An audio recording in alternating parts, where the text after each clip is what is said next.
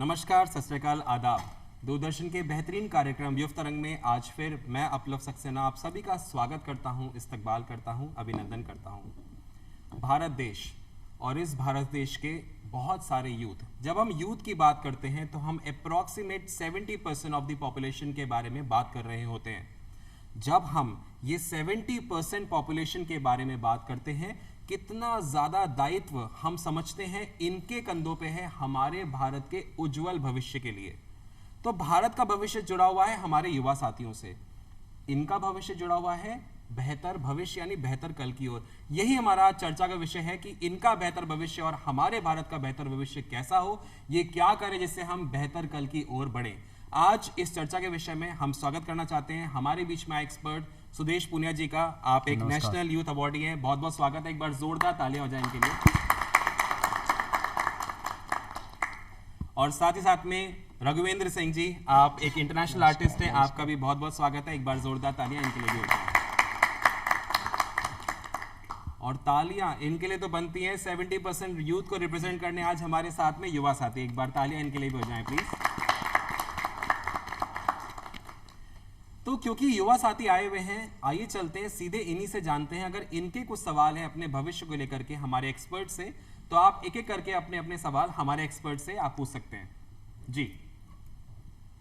नमस्कार, मेरा नाम आकाश है। मेरा सवाल सुदेश सर से है। जी सर, जैसा हम जानते हैं कि आप देश के युवा आइकन, आपको अवार्ड दिया गया है, तो इस बात पे हमें बहुत गर्व है, इंस्पिरेशन हमें मिलती है हमारे से युवाओं को। और अभी कुछ दिनों पहले जानकारी मिली है कि भारत की गवर्नमेंट के द्वारा आप आमंत्रित किए गए हैं G20 देशों की सम्मेलन कमेटी के अंदर। तो युवा की नॉलेज के लिए इस पे रोशनी आप डाल के हमें बता सकते हैं कि ये G20 देशों की जो कमेटी है, इसके अंदर क्या सुझाव दिए जाएंगे युवा कमेटी और स्पोर्ट्स के लिए, तो इससे हमारे जो कमेटी है, ये स्पोर्ट्स कमेटी, इस पे हमारे कैसे इम्प्रूवमेंट हम कर सकते हैं, और आप में इसमें जो है आपका क्या रोल रहेगा? जी बिल्कुल आकाश, आपका बहुत ही अच्छा सवाल है। मैं सबसे पहले आपको बता दूं कि G20 एक समूह है जिसमें 19 देश और यूरोपियन यूनियन है। 1999 में गठन होने के बाद पहली बार भारत में इसका नेतृत्व कर रहा है, जो 1 दिसंबर से चेयर भारत के पास आएगी। और इस एक साल के दौरान 200 से ज़्यादा मीटिंगें होगी, जिसमें यूथ की मीटिंग भी है और प्राइम मिनिस्टर लेवल की मीटिंग भी है और मिनिस्टर लेवल्स की भी मीटिंग होगी। तो अपन यूथ की बात करें तो सबसे जो युवा देश है आज के समय में वो भारत देश है जी। और यहाँ पे 34% पॉपुलेशन ऐसी है जो 29 साल से कम आयु की है।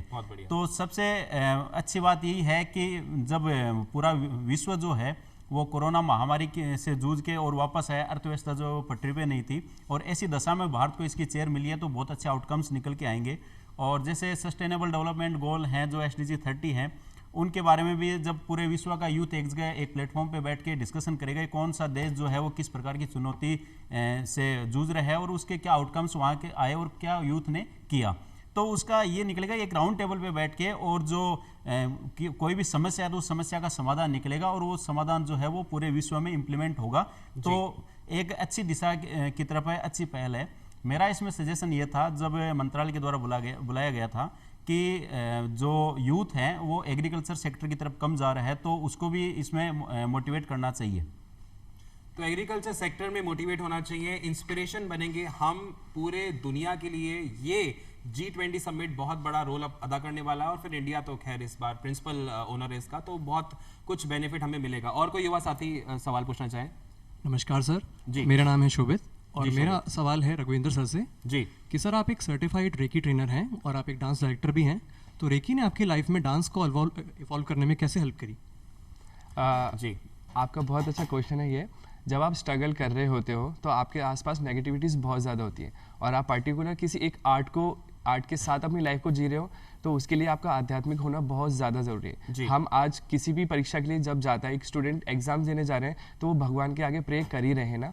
तो आप जब अकेले किसी राह पर चल रहे हो तो आपके आसपास नेगेटिव ऑरा कुछ ज़्यादा होता है, क्योंकि आपके आसपास कोई है नहीं, तो नेगेटिव थॉट्स ज़्यादा आते हैं कि ये ऐसे होगा कि नहीं होगा, मेरा कल शूट है, मैं प्रॉपर कर पाऊंगा कि नहीं पाऊंगा, तो ये रिलीज करते हैं नेगेटिव्स ऑरा को थोड़ा सा।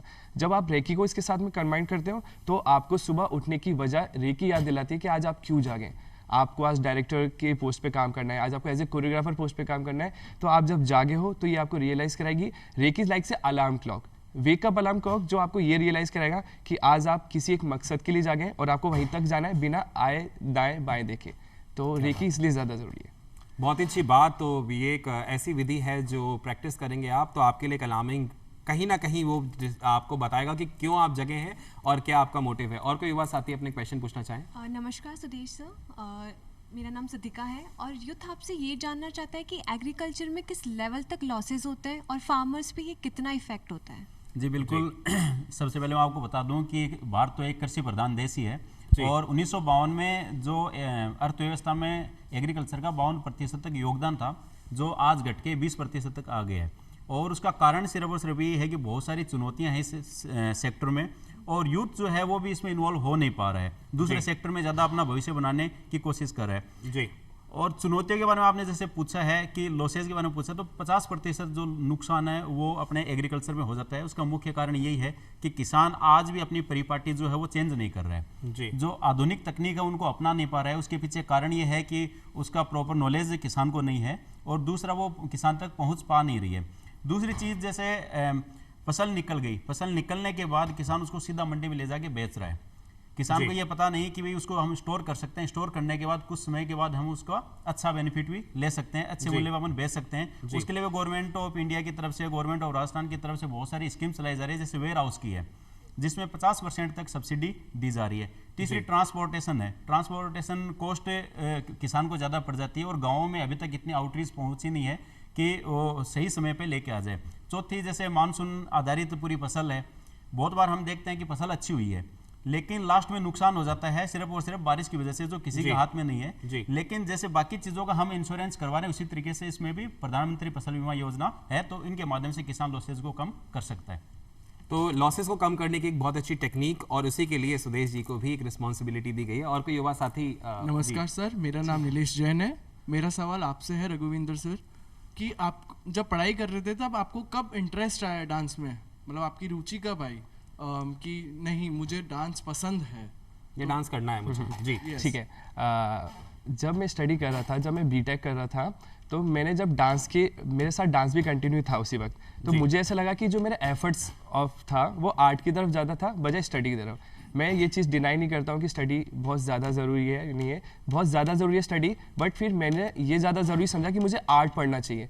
तो मैंने जो अपना स्टडी था उसको वहाँ पे ड्रॉप आउट किया, मैंने स्टडी किया मेरे डांस को, और जितना जितना मैं इसके अंदर जाता गया मुझे नॉलेज मिलती गई, उतना ही मेरे सामने बहुत सारे रास्ते खुले इसके कि आप जब डांस स्टडी कर रहे हो, क्योंकि डांस एक प्रैक्टिकल चीज़ है, बट प्रैक्टिकली जब पॉसिबल है जब उसके बारे में आप पढ़ते हो, बिल्कुल ठीक है ना। तो आप इसके लिए जब मुझे लगा कि नहीं मैं डांस को ज़्यादा अच्छा पढ़ सकता हूँ बजाय मेरी इंजीनियरिंग को, तो जब जाके मैंने डांस को सिलेक्ट किया। बट आज बहुत अच्छी बात होगी रघुवेंद्र जी, आप और युवा साथी आप सब इससे एग्री करेंगे, क्योंकि अब ये मौका नहीं आएगा कि आपको उसके लिए अपनी एजुकेशन छोड़नी पड़े, क्योंकि आज न्यू एजुकेशन पॉलिसी इंप्लीमेंट होने के बाद में आप इस एक्स्ट्रा करिकुलर एक्टिविटी को भी एज ए सब्जेक्ट ले सकते हैं और उसको अपना करियर बना सकते हैं। एक बार जोरदार तालियां हमारी गवर्नमेंट इनिशिएटिव के लिए हो जाए। जी कोई और सवाल? हेलो, मेरा सवाल सुदेश सर से है। जी सर, आपने स्टार्टिंग फेज में आपको क्या क्या प्रॉब्लम चैलेंजेस फेस किए? जी बिल्कुल, आपको मैं एक चीज़ बता दूं कि कोई भी काम हम नया शुरू करना चाहते हैं तो चुनौतियां सबसे पहले रहती है, और सबसे बड़ी चुनौती रहती है समाज की। घर परिवार से शुरुआत हो जाती है कि तो मैंने जो शुरुआत की थी वो 2011 में कॉलेज लेवल पे शुरुआत की थी।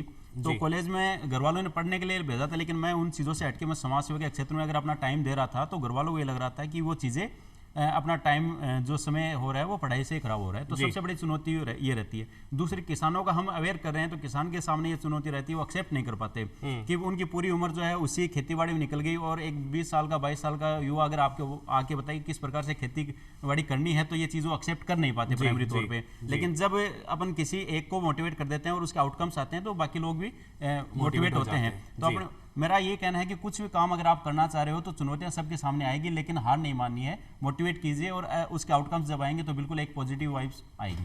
तो आउटकम से पॉजिटिव वाइब्स आएंगी और वो आती भी रहनी चाहिए, हम सब युवा साथियों के लिए बहुत ज़रूरी भी है। और कोई सवाल हमारे युवा साथी? जी नमस्कार सर, मैं देशना जैन, मैं एक मैनेजमेंट की स्टूडेंट हूँ और मेरा क्वेश्चन रघुविंदर सर आपसे है। सर, मैं भी डांस में अपना करियर बना रही हूँ, लेकिन मुझे सफलता थोड़ी धीरे मिल रही है, तो बहुत लोग उस सफलता को लेके क्वेश्चन उठा रहे हैं। तो सर, मैं उन लोगों का माइंडसेट कैसे चेंज करूं और उनको क्या जवाब दूं? पीड़ा कहीं ना कहीं इस क्वेश्चन में मुझे लग रही है। हाँ, जी बिल्कुल सही कहा आपने। देखिए आप ऐसा करिए, आप कभी पर्टिकुलर किसी एक आर्ट फॉर्म को लेके जा रहे हैं और आप उसमें सक्सेस नहीं हो रहे, ये हर जगह, आप अगर स्टडी भी कर रहे हो और आपका सिलेक्शन एग्जैक्टली जिस एज पे होना चाहिए नहीं हो रहा है, तो भी आपको सोसाइटी कुछ ना कुछ कहेगी। अगर आर्ट में अगर आप करना चाह रहे हो, आर्ट के विजन चेंज करने होंगे हम यूथ हैं, तो मैं सबको ये बोलना चाहूँगा, आप जो कर रहे हो ना, तो आपका फोकस उस पे होना चाहिए जिसके लिए मैंने शुरू किया है सफ़र। लोग क्या कहेंगे, सबसे पहले तो हमारा सबसे जो टफ पॉइंट होता है फैमिली होती है, आपकी फैमिली अगेंस्ट हो जाती है, बट मुझे सिर्फ दिन रात जागते बैठते मुझे वो दिखना चाहिए जिसके लिए मैंने ये सफ़र चुना है। तो आपके पास जितने भी स्ट्रगल पॉइंट्स आ रहे हैं, जितने भी लोग मना कर रहे हैं, आप उन्हें कन्विंस मत करो, आप अपना काम को आगे बढ़ाओ। 2019 में गोल्ड मेडल मिलने के बाद मेरे 9 साल का स्ट्रगल अपने आप शांत हो गया। 9 साल की जो लोगों ने मुझे ताने मारे, मेरी फैमिली को ताने मारे कि बच्चा कुछ नहीं कर रहा है, डांस कर रहा है, तो डांस को थोड़ा वेस्टर्नली अगर यूज करते हैं ना हम लोग, तो डांस का विजन भी वही है सोसाइटी के सामने ना, डांस कर रहा है, इधर उधर डांस कर रहा है करके। तो 2019 में मैंने गोल्ड मेडल जीता थाईलैंड में, इंडिया को रिप्रेजेंट किया, इंटरनेशनल आर्टिस्ट का टैग मिला। ये सब काफी था उन सबको चुप करने के लिए। तो आपको तकलीफें होंगी, बट आप उनको इग्नोर करके आप उस पर ध्यान रखिए जहाँ पे आपको जाना है, मैं ये कहूँगा। तो डेडिकेशन, डिवोशन, डिटर्मिनेशन, ये 3 जो डी के फॉर्मूला आपको मिले हैं, ये ध्यान रखें तो आपका लक्ष्य आपको जरूर मिलेगा। और कोई युवा साथी अपने सवाल? जी नमस्कार सर, मेरा नाम सोनिया है। जी सोनिया। मेरा सवाल सुदेश सर से है जी कि अगर किसी किसान को एग्रीकल्चर में कोई न्यू टेक्नोलॉजी रिलेटेड कोई आइडिया आता है और वो चाहता है कि वो इम्प्लीमेंट हो, तो वो गवर्नमेंट तक कैसे पहुंचा सकता है उसको? जी बिल्कुल। मैं सबसे पहले तो आपको बता दूं कि इसके लिए 3-4 फॉर्मेट बनाए गए हैं। कोई भी किसान अगर नया इनोवेशन कर रहा है तो वो डिस्ट्रिक्ट लेवल पे अपना सबमिट कर सकता है, और डिस्ट्रिक्ट, स्टेट और नेशनल लेवल पे किसानों के लिए अवार्ड भी डिसाइड किए गए हैं। एक तरीका वो है। दूसरा, किसी भी विभाग से संबंधित अगर किसी भी व्यक्ति के कोई आइडिया आ रहा है तो उस विभाग की वेबसाइट पे जाके उनको आप विभाग को मेल कर सकते हैं और जो भी आइडिया है उसके बारे में आप बता सकते हैं। तो ये बहुत सारे आइडियाज हैं जिसको आप इनोवेट कर सकते हैं। गवर्नमेंट आपके सपोर्ट के लिए हमेशा है, तो आइडियाज लेके आना बंद ना करें। 70% पॉपुलेशन ऑलमोस्ट आप रिप्रेजेंट करते हैं, तो आइडियाज एंड इनोवेशन का जमाना है, जरूर आगे बढ़ें। और कोई युवा साथी कोई सवाल पूछना चाहता है? नमस्ते सर, मेरा नाम कृतिका बारा है। मेरा सवाल सुदेश सर के लिए। जी सुदेश जी से बताइए कि सर आपने बोला कि आप समाज सेवा करना चाहते थे, तो अगर आप इन फ्यूचर कोई एनजीओ खोलना चाहते हैं तो क्या गवर्नमेंट उसके लिए कुछ हेल्प करेगी फंडिंग में? जी बिल्कुल, गवर्नमेंट हेल्प करती है। गवर्नमेंट ने एक दर्पण पोर्टल बनाया हुआ है। कोई भी आप एनजीओ खोल रहे हैं तो दर्पण पे रजिस्ट्रेशन करवाना अनिवार्य होता है। दर्पण पे रजिस्ट्रेशन करवाने का ये फायदा होता है कि जो भी आपकी एक्टिविटी है वो एक ऑन रिकॉर्ड आ जाती है, और 3 साल आप जिस फील्ड में काम कर रहे हो उसके रिकॉर्ड के आधार पर आप उसके बाद ग्रांट के लिए अप्लाई कर सकते हो। एनजीओ दर्पण में आप रजिस्ट्रेशन कराएं अगर आप एनजीओ खोलना चाहते हैं, और आपको जरूर गवर्नमेंट सपोर्ट करेगी। और कोई युवा साथी कोई सवाल? जी प्लीज। नमस्कार सर, मेरा नाम यामिनी है। मेरा सवाल रघुवेंद्र सर से। जी सर, आपको डांस के लिए इंस्पिरेशन कहाँ से मिलती है? किसने आपको इंस्पायर किया? देखिए, जब मैंने डांस शुरू किया था तो पर्टिकुलर कोई पर्सनैलिटी नहीं थी जिसने मुझे इंस्पायर किया। बस मैं ये था कि जब भी मैं डांस करता था मैं खुद को बहुत स्वतंत्र महसूस करता था। बट इसके पीछे एक है टेनिस लुइस नाम है उनका, और एक हमारे हैं रोहित जैन सर। तो उन लोगों को मैंने डांस करते हुए देखा है, और जब मैंने उन्हें डांस करते हुए देखा तो मुझे ऐसा लगा कि ये चीज़ मैं भी कर सकता हूँ, थोड़ा सा बेहतर, बट इनसे सीखने के बाद। और लेकिन सबसे बड़ी इंस्पिरेशन ये होती है जब आप सुबह जागो और आप अपने आप को दर्पण के अंदर देखो, तो आपको लगना चाहिए कि हाँ मैं भी वो पल हो सकता हूँ लोगों के लिए जब लोग मुझे देख के इंस्पायर हो। मैंने एक नया डांस फॉर्म इजाद किया, उसका नाम था थिएटर कंटेम्प्रेरी। इसके ऊपर मैं बुक्स भी लिख रहा हूँ। वो मेरे लिए एक दर्पण का काम करेगा। लोग जब उसे पढ़ेंगे तो लोगों को एक्चुअली वो डांस देखने को मिलेगा जो आज से 200 साल, 400 साल और 500 साल पहले हुआ करता था। तो इंस्पिरेशन आप लोगों की बजाय आप लोगों से इंस्पायर होते हो, तो उनके खुद के विजन है अपनी लाइफ में। तो इससे अच्छा होगा कहीं ना कहीं आप अपने आप को इंस्पिरेशन बनाओ खुद की, क्योंकि आपको नहीं पता अगला कब सोता है, कब जागता है, उनकी टेक्निक्स क्या है। बट जब आप खुद स्टार्ट करते हो अपने डांस को या कुछ भी आर्ट फॉर्म स्टार्ट कर रहे हो, तो आपके खुद के विजन है। तो अपनी लाइफ में खुद के विजन अप्लाई करो, आशीर्वाद सबका रखो। आशीर्वाद सबका रखो, विजन क्लियर रहेगा तो आपको मंजिल मिलेगी। और कोई युवा साथी? नमस्कार सर, मेरा सवाल रघुविंदर सर से है। जी सर, मैं ये पूछना चाहती हूँ कि आज का ज़माना सोशल मीडिया का है, और वो आपकी लाइफ में भी कहीं ना कहीं आपकी बहुत हेल्प करी थी इस मुकाम तक पहुँचने के लिए। तो आप हमारे साथ शेयर करोगे आपने लोगों ने आपको कैसे पसंद किया, लोग आपके बारे में कैसे जाने, आप अर्शी खान जी के साथ आपने काम किया है, तो आप वहाँ तक पहुँचे, तो हमें भी बताइए कि हम भी सोशल मीडिया प्लेटफॉर्म से हमें क्या मतलब लाइक कैसे फ़ायदा मिलेगा, या फिर ये हमारे लिए कैसे इम्पैक्ट कर रहा है हम सबको, आपको कैसे करा, हमें थोड़ा। आई थिंक रघुविंद्र जी, इससे पहले मेरे को लगता है कि क्वेश्चन ये होना चाहिए कि सोशल मीडिया तक भी आप पहुंचने के लिए जो प्रैक्टिस रही, जो स्ट्रगल रहा, वो शायद होमवर्क पहले आप शेयर करें, क्योंकि सोशल मीडिया पे आप सीरीज नहीं जा सकते हैं। जी ठीक है, ऐसा ही जब मैंने डांस स्टार्ट किया था तो मैंने डांस को स्टडी किया था, मैंने डांस पढ़ा कि आया कहाँ से, ठीक है ना। तो आप जब भी ऐसा चाहते हैं कि लोग आपको पसंद करें, आपके आर्ट को पसंद करें, तो आप उसके बारे में आप पढ़ें, क्योंकि जब एक एजुकेटेड आदमी उस आर्ट के बारे में बोलता है, किसी भी लाइक अगर मैथ का टीचर हूँ, अगर मैं मैथ की भी किसी से बात करूंगा और उसका मुझे एक्चुअली नॉलेज है, तो लोग मेरी बात को सुनेंगे, उन्हें लगेगा कि ये कुछ नया है, ये कुछ अपने तरीके से कहना चाह रहे हैं, जो सोशल मीडिया पे बहुत फेमस है आजकल स्टडी पॉइंट। तो जब मैंने अपना पूरा एक ज्ञान थोड़ा सा इकट्ठा किया डांस को लेके, जब मैंने लोगों के सामने ये रिप्रेजेंट किया, मैंने लोगों को बताया कि मैं कुछ आर्ट फॉर्म ऐसा कर रहा हूँ थिएटर कंटेम्प्रेरी जो सबके लिए पसंद करने के लिए होना चाहिए। मैंने किसी को फोर्स नहीं किया, मेरी नॉलेज, मेरा प्रैक्टिस इतना काफी था उनको पसंद कराने के लिए। जब सोशल मीडिया पे ये चीजें आई तो लोगों को लगा कि ये कुछ अलग है, इससे कुछ सीखा जा सकता है, क्योंकि पर्टिकुलर डांस का मतलब ये होता है कि हम लोग डांस को सिर्फ ऐसे यूज करें कि नाचना है, बट इसका विजन एक फिटनेस पॉइंट भी हो सकता है। तो मैंने लोगों के सामने ये रखा कि डांस सिर्फ एक डांस नहीं है, इसके साथ साथ आप अपनी फिटनेस का भी ध्यान रख सकते हैं, आप खुश रह सकते हैं। तो लोगों को चाहिए आज कि मैं आपको क्यों देखूं, आप उनके विजन से क्लियर करिए। आप जब भी कोई स्टफ सोशल मीडिया पे डालते हैं, जब जाके सोशल मीडिया पे आने से पहले आपका बैकवर्क मायने रखता है, क्योंकि आंसर होता है यस, बट वो यस कहाँ से आया वो ज्यादा मैटर करता है। तो होमवर्क अपना जरूर करें, उसके बाद सोशल मीडिया चैनल आपको बूस्टअप तो देंगे, तो लेकिन एक प्लेटफॉर्म तो आपको तैयार करना पड़ेगा, तो वो प्लेटफॉर्म तैयार करें बूस्टअप के लिए। हम आपके साथ में, हमें बताइए, दूरदर्शन परिवार आपके साथ में है, लोगों तक आपका काम पहुंचाने का काम दूरदर्शन बखूबी करता रहता है। जैसे आज हमारे एक्सपर्ट्स आए हुए हैं, तो दूरदर्शन परिवार के लिए तालियां तो एक बार जोरदार बनती हैं। और कोई युवा साथी अपने सवाल पूछना चाहें? जी हेलो सर, नमस्ते सर, मेरा नाम है आदित्य बिड़ला। सर मेरा सवाल सुदेश सर आपसे है कि जैसा सर ने कहा कि इस बार इंडिया प्रिंसिपल रोल अदा करने वाला है G20 समिट में, तो इस बार इंडिया की थीम क्या रहेगी और जो अपोजिंग कंट्रीज है उनका J&K समिट में कैसा रोल रहेगा? जी बिल्कुल, इंडिया की अच्छा थीम सवाल है। बिल्कुल बहुत अच्छा सवाल है।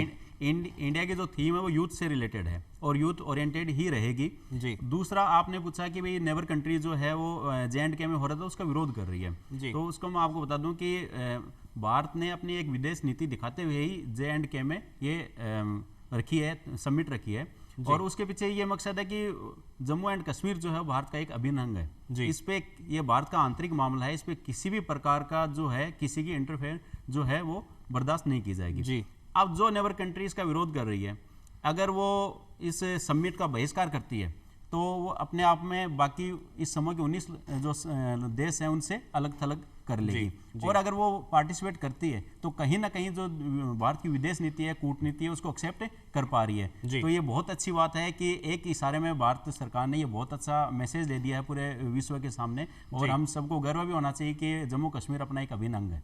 क्या बात है, गर्व होना चाहिए, गर्व से कहना चाहिए हम भारतीय हैं, आज़ादी का अमृत महोत्सव हम बना रहे हैं, 5th लार्जेस्ट इकोनॉमी बन चुके हैं, बहुत जल्दी 4th बनने वाले हैं, तो भारत देश के लिए एक बार जोरदार तालियां हो जाए प्लीज। अच्छा सुदेश जी, बहुत सारे युवा साथी हैं, बहुत सारे क्वेश्चन, एक क्वेश्चन मैं भी पूछना चाहता था। आपने नेशनल अवार्ड जीता है, तो ये जो नेशनल यूथ अवार्ड है, बहुत सारे यूथ आपसे ज़रूर इंस्पायर होंगे ये जान करके, इसको जीतने के लिए जो थोड़ा सा परिश्रम रहा, कैसे हम और युवाओं को ये माइलस्टोन अचीव करते हुए देख सकते हैं? जी बिल्कुल, ये जीतना नहीं मिलना होता सम्मान, क्योंकि अपन कुछ जीतते हैं स्पोर्ट्स में अपने मेहनत से। इसमें बहुत एक क्यूमुलेटिव एफर्ट्स होते हैं, एक अकेले का कुछ भी नहीं होता। जी समाज सेवा आज भी इस तरीके से देखी जाती है कि समाज सेवा के क्षेत्र में जो जा रहा है, मतलब उसका फ्यूचर कुछ नहीं है, वो पढ़ाई लिखाई में कुछ भी नहीं कर पाएगा, इसलिए उसने एक साधारण सा रास्ता चुन लिया, समाज सेवा। तो इसमें मोटिवेट करने के लिए, युवाओं को मोटिवेशन देने के लिए, उनके काम को रिकॉग्नाइजेशन देने के लिए भारत सरकार के द्वारा इस अवार्ड की 1985 में शुरुआत की गई, जी जो ministry of youth affairs and sports new Delhi के द्वारा दिया जाता है, और हर साल पूरे भारत से 25 युवाओं का चयन किया जाता है। वो युवा जो समाज सेवा के क्षेत्र में अच्छा कार्य कर रहे हैं, अच्छे यंग आर्टिस्ट हैं, और 15 से 29 साल तक की आयु के हैं। आवेदन करने का तरीका, अभी इसके आवेदन चल रहे हैं, और 6 जो ये नवंबर है, ये अंतिम तिथि है, ऑनलाइन इसके आवेदन होते हैं। जो भी आप लोगों ने कार्य किया है समाज सेवा के क्षेत्र में, या कुछ अलग हटके आपने कुछ किया है जो समाज के लिए समर्पित है, तो वो अपने रिकॉर्ड के साथ आप आवेदन कर सकते हो। और युवा कार्यक्रम खेल मंत्रालय जो है वो चयन करके और युवाओं का हर साल जो 12 जनवरी को राष्ट्रीय युवा दिवस उस पर सम्मानित करता है। दूसरी चीज मैं आपको ये बता दूं कि नेशनल यूथ अवार्ड की वजह से मुझे कई और उपलब्धियां मिली, जैसे इंटरनेशनल लेवल पे पार्टिसिपेट करने का मौका मिला। मैंने चीन और बांग्लादेश में as an Indian youth delegation member रह के और भारत का प्रतिनिधित्व किया है। तो जो काम मैंने एक अभी किसी बच्चे ने सवाल भी पूछा था कि बहुत सारे स्ट्रगल आते हैं, बहुत सारे लोग भी ताने मारते हैं, तो उनको किस प्रकार से जवाब देना है। सर ने अच्छा जवाब दिया कि उनको कोई भी जवाब नहीं देना है। एक लाइन है कि मेहनत इतनी खामोशी से करो कि सफलता शोर मचा दे। क्या बात। तो मैंने इन चीज़ों के लिए 2011 से मेहनत करनी शुरू की थी और 2014 में मुझे पहला प्लेटफॉर्म मिला था जब मैंने अपने आप को रिप्रेजेंट किया था नेशनल लेवल पे। उसके बाद ये कंटिन्यू चलता रहा। तो आप लोग भी जिस फील्ड में काम करना चाहते हो उसमें कार्य कीजिए। क्या तो जिस फील्ड में आप काम करना चाहते हैं उसमें डेडिकेटेडली काम करें। और यही सवाल रघुवेंद्र जी आप पे भी आ रहा है। डांस फॉर्म को अभी भी शायद उतना एक्सेप्ट नहीं किया जाता है, मैं शायद गलत हो सकता हूँ, पर उस पर एक इंटरनेशनल आर्टिस्ट बनना एक बहुत अच्छी खासी जर्नी रही होगी।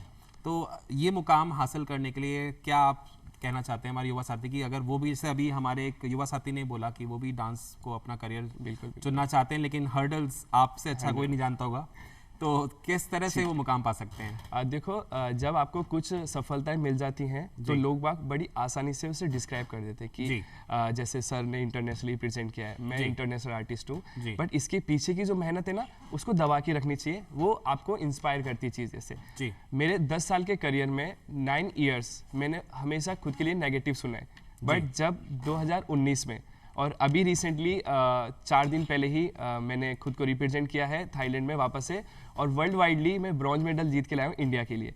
और आपकी जो काम है आपको है तो स्टडी, मैं हमेशा बोलूँगा आप जो भी कर रहे हो आप उसके लिए स्टडी करें, उसको बहुत ज़्यादा पढ़ें। फर्क नहीं पड़ता कि सामने कौन प्रतिद्वंदी है या आप किसके अंडर काम कर रहे हैं, आपकी नॉलेज अच्छी होगी तो आपको लोग सपोर्ट करेंगे। अगर आप खाली गिलास बन के जाओगे तो लोग बाग भरेंगे, बट थोड़ा भर के जाओगे तो लोगों को ईजी रहेगा कुछ भी उसमें डालने के हिसाब से ना। तो आप कभी भी कुछ भी क्षेत्र में जाए, मैं किसी भी एक पर्टिकुलर स्टेट का नाम नहीं लूँगा या जगह का नाम नहीं लूँगा या पर्टिकुलर एक आर्ट का नाम नहीं लूँगा, आपको जिस भी फील्ड में जाना है you feel free to go, but पूरा पढ़ के पूरा नाप तोल के और चीज़ों को इग्नोर करते हुए आप आगे बढ़ जाइए। 2019 2022 एज ए डांस डायरेक्टर, और एक वक्त ऐसा था कि पटना में एक कोरियोग्राफी शो हुआ जिसमें मैंने राजस्थान को रिप्रेजेंट किया और मुझे वहाँ से बेस्ट कोरियोग्राफी का अवार्ड मिला बाई पटना गवर्नमेंट। तो ये सब कहना आसान है, वो होता भी है। आज मुझे मिल गया तो मैं बहुत आसानी से कह सकता हूँ, बट इसके पीछे मेहनत बहुत होनी चाहिए। जैसा अभी सर ने कहा कि मेहनत बहुत खामोशी से करो कि सफलता शोर मचा दे, वो शोर बहुत अच्छा होना चाहिए इसी के साथ। सफलता आपके शोर जरूर मचाए। सर मजा इतना आ रहा है आप लोगों से बात करके, लग रहा है बस बातें करते जाए, लेकिन समय कहीं ना कहीं आपके हमारे लिए रुकता नहीं है। मैं आप लोगों से दोनों से एक मिनट संक्षेप में रिक्वेस्ट करना चाहता हूं। हमारे युवा साथी, पहले सुदेश सर, आप क्या संदेश देना चाहते हैं युवा साथी हमारे ऑडियंस को? आप। मैं युवाओं से ये संदेश देना चाहता हूँ कि युवा किसी भी देश की जो दिशा और दशा है उसको बदल सकते हैं। और उसका एग्जाम्पल अगर हम 20 साल पहले जाके देखें तो चीन और जापान सबसे युवा देश थे और आज प्रगति डेवलप कंट्री में आ रहे हैं और आज सबसे युवा देश अपना भारत है। तो अपने को इस अपॉर्चुनिटी को बनाना चाहिए। गवर्नमेंट इतनी ज़्यादा अपने को प्लेटफॉर्म उपलब्ध करवा रही है, जो भी आप काम करना चाहते हो तन मन से कीजिए। धन की कमी गवर्नमेंट नहीं आने देगी, बहुत सारे रास्ते आपके खुले हुए हैं।